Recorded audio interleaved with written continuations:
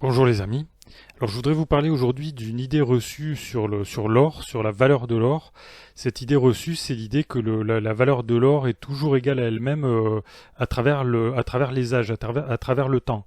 Alors je vais vous parler de ce sujet parce que j'ai vu une vidéo récemment là sur YouTube qui est une longue vidéo que j'ai pas regardée en entier, mais au début, en fait, on a un intervenant là, Pierre Jovanovic, qui parle de l'or. Et alors, ce qu'on va faire, si vous voulez, je vais vous laisser écouter ce qu'il raconte en fait, et puis après, je vais vous expliquer pourquoi je suis en désaccord avec ce qu'il dit. Alors, on va commencer, on va les écouter. Alors, entrons maintenant dans le vif du sujet sur la question de l'étalon or, l'étalon argent. Vous avez produit dernièrement une belle interview chez Pierre-Yves Rougeron qu'on salue sur la question. Et c'est vrai qu'on n'est pas assez, le peuple n'est pas assez alphabétisé dans ce domaine. Alors, on est là pour former et informer, c'est notre mission. Alors, qu'est-ce Bon, ça c'est une belle mission en tout cas. Bon, on va voir si elle est remplie. que vous avez de beau à nous dire sur le standard argent et le standard or et Alors vous notez qu'il parle alternativement du standard or et du standard argent. Ce qui est le standard argent, c'est curieux un petit peu parce que le standard or, c'est l'expression américaine pour désigner l'étalon or. Bon, l'étalon or, on sait que c'est une réalité historique. L'étalon argent, pas tellement quoi. Donc bon, voilà. pourquoi c'est important d'en parler aujourd'hui? C'est important, d'une part à cause de l'hyperinflation, tout simplement. Et je vous ai préparé quelques graphiques que vous pouvez retrouver sur la revue de presse, mais je vais vous montrer celui-ci. Alors attendez, Alors, donc, j'essaie de vous. Hop, quotidien.com, c'est ça? ouais, quotidien.com. Alors là, je suis allé sur le site quotidien.com, j'ai cherché mais je n'ai pas retrouvé les sources, mais enfin c'est pas grave, on va discuter les chiffres qui sont avancés dans la vidéo. Voilà. Et donc, alors, conseille d'y aller, hein. Si vous aimez Alexis Poulain, par exemple, vous allez aimer Pierre Jovanovic aussi. Donc voilà, ça c'est les prix de l'or. Alors voilà, maintenant, pour combien? Donc c'est 268 onces, c'est pourquoi précisément? Alors voilà, c'est les Américains qui ont fait ce calcul. Alors c'est très intéressant. Par exemple, le montant, le prix en dollars dont vous avez besoin en 1979 pour acheter une maison. Alors bon, c'est aux États-Unis, mais c'est valable également pour nous en France et en Europe. Alors c'était 73 000 dollars. Alors donc on note 268 onces d'or pour acheter une maison à 73 000 dollars. Donc en 1979, si je dis pas de bêtises. Alors, le montant pour acheter une maison moyenne, hein, toujours la même, aux États-Unis, aujourd'hui en 2023, c'est 514 000. Alors donc aujourd'hui 514 000 dollars pour acheter une maison, la même maison donc que celle évoquée précédemment, donc 268 onces d'or en 2023. Ok, alors écoutons la suite. Donc vous voyez déjà que l'hyperinflation. Bon, hyperinflation, je sais pas, les prix, oui, certes, ça a fortement augmenté, mais sur une période d'une quarantaine d'années, on ne peut pas parler exactement d'hyperinflation, mais c'est une forte augmentation, mais pas une hyperinflation. A sérieusement détruit la valeur du dollar, mais pas que. Et en revanche, si vous divisez le prix de l'or en 1979 par le prix pour voir combien d'onces il faut pour acheter la maison, on retrouve 268 onces. Hein, voilà, c'est onces. Et eh bien, si vous divisez 514 000 dollars d'aujourd'hui, donc et vous divisez par le prix de l'once d'aujourd'hui, eh bien, vous retombez sur 268 onces. Donc, grosso modo, c'est la même chose. Et ouais. C'est une constante, c'est une véritable constante. Et je l'ai constaté par tous mes reportages, aussi bien à Beyrouth, à Chypre, en Grèce, etc. Bon, alors là, je l'arrête. En fait, si vous voulez aller voir la vidéo, vous pourrez aller la voir par vous-même, parce qu'il va parler là je crois, de personnes, de Libanais qui viennent acheter de l'or à Paris ou quelque chose comme ça. Donc, bon, c'est pas ça qui est intéressant. Ce qui est intéressant, c'est ce qu'il dit par rapport au côté constant du pouvoir d'achat de l'or. Donc il dit qu'en fait, je répète, il dit qu'en 1979, avec 268 onces d'or, on pouvait acheter la même maison qu'en 2023, qu'aujourd'hui, quoi. Donc c'est la thèse en fait de la continuité historique du pouvoir d'achat de l'or.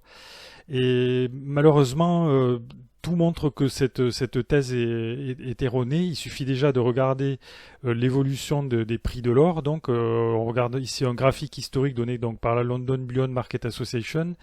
Depuis donc le graphique historique. Donc, si on se positionne en 1979, on va voir qu'effectivement, à un moment donné, l'once était à 268. 268. Non, qu'est-ce que je dis Là, 268, c'était la quantité d'onces pour payer la maison. Mais on va voir que de toute façon, le prix de l'once en 1979, il est loin d'être loin d'être stable, puisque là, on voit qu'il y a une très forte hausse du prix de l'once qui passe de 160 dollars à, ici, on est passé à peut-être à 670 dollars ou quelque chose comme ça. Et après, il y a une fluctuation à nouveau à la baisse. Et ici, évidemment, après, on voit que ça a continué avec l'évolution du temps. Donc, on voit qu'il y a des hausses et des baisses sans arrêt en réalité, quoi. Avec malgré tout une tendance, une évolution à la hausse. Mais le problème, c'est qu'on ne peut pas comparer, comment dirais-je, si on prend le prix, il a pris les dates qu'il a rangées pour ces 268 onces, il a pris la date qu'il a rangée, mais s'il avait pris une date peut-être s'il avait pris l'année 1980, il n'aurait pas du tout obtenu la notion de continuité du prix de la valeur de l'or, quoi. Le pouvoir d'achat de l'or, il est très différent selon qu'on se place ici en 1975 ou qu'on va se positionner peut-être en 2010. Vous voyez, ça n'a rien à voir. Le prix le pouvoir d'achat de la même quantité d'or, il est différent d'une époque à l'autre. Et c'est pas seulement valable pour la période récente. C'est valable pour depuis toujours, on va dire, puisque il suffit d'ouvrir un livre d'histoire pour s'apercevoir que l'offre et la demande d'or au cours des 20 siècles qui précèdent a toujours été très en dents de scie, on va dire. Il y a des moments où il y a eu des pénuries d'or, et il y a eu d'autres moments au contraire. Alors au Moyen-Âge, par exemple, il n'y avait pas beaucoup d'or qui circulait, mais à partir de la Renaissance et de la découverte de l'Amérique, il y a eu un très important afflux d'or qui est arrivé en particulier donc en Europe, et ce qui fait que le pouvoir d'achat de l'or à ce moment-là, il a diminué, quoi. Donc le pouvoir d'achat de l'or a diminué. Après, il y a eu à nouveau des périodes de raréfaction. Puis quand il y a eu à nouveau des grandes ruées vers l'or, par exemple, notamment au 19e siècle avec les ruées vers l'or en Californie, dans le Klondike, ou peut-être en Australie, en Afrique du Sud, etc. À ce moment-là, il y a eu un afflux d'or sur le marché. Et évidemment, qui dit plus d'or, avec une demande constante, dit baisse du prix, baisse du pouvoir d'achat de l'or, quoi. Donc la notion, l'idée qu'il y a une continuité, que l'or a une continuité de pouvoir d'achat éternel, en fait, c'est absurde. Ça n'existe pas, quoi. C'est le pouvoir d'achat de l'or, il est variable, il varie, il a toujours varié, il varie en fonction de l'offre et de la demande. Alors je voudrais rajouter que en plus on peut pas tellement comparer, disons prendre comparer ce qui est pas comparable, quoi.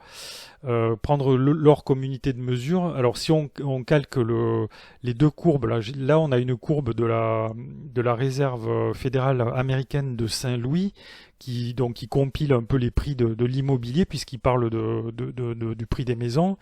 Et là, qu'est-ce qu'on voit pour le prix des maisons? C'est la même observation que pour l'évolution du prix de l'or en dollars. C'est-à-dire qu'on observe quoi? On observe sur la longue durée, on observe une tendance à la hausse, avec des variations, avec des cycles de baisse alternant avec la hausse. C'est toujours comme ça sur un marché, c'est jamais une hausse en ligne droite, ça n'existe pas. Un marché, c'est toujours l'offre et la demande. Et alors, les marchés, ils sont conditionnés en partie par la quantité, par la masse monétaire. Oui, ça c'est sûr et certain. Aussi bien en ce qui concerne le prix de l'or, la valeur de l'or que la valeur de l'immobilier. Mais vous observez bien que si on superpose les deux courbes, le prix le prix de l'immobilier et le prix de l'or, on voit que ça colle pas, quoi. On voit qu'ici, par exemple, on a eu une forte augmentation en 1979 et qui n'a pas eu lieu. Ici, on ne voit pas ce pic spéculatif ici sur l'immobilier. Ce sont deux choses qu'on ne peut pas comparer en fait, en réalité. Voilà les amis, ce que je pouvais vous dire sur ce que je voulais vous dire par rapport au pouvoir d'achat de l'or à travers les âges. Il suffit d'ouvrir n'importe quel livre d'histoire pour démentir cette idée fausse que le pouvoir d'achat de l'or est stable à travers l'histoire. C'est faux.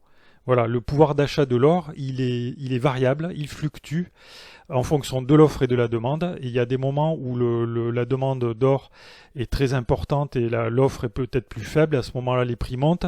Et inversement, quoi. On peut avoir des moments où l'or est très abondant, la demande est faible. Et dans ces conditions, eh bien, le prix de l'or est plus bas et son pouvoir d'achat est par conséquent plus bas. Voilà les amis, donc si ça vous... dites-moi ce que vous en pensez dans le fil de discussion sous la vidéo. Ça peut être intéressant d'en discuter. Si ça vous intéresse, abonnez-vous à la chaîne. Vous pouvez également cliquer sur le pouce j'aime sous la vidéo. Je vous remercie pour votre attention et je vous dis à bientôt pour de nouvelles vidéos.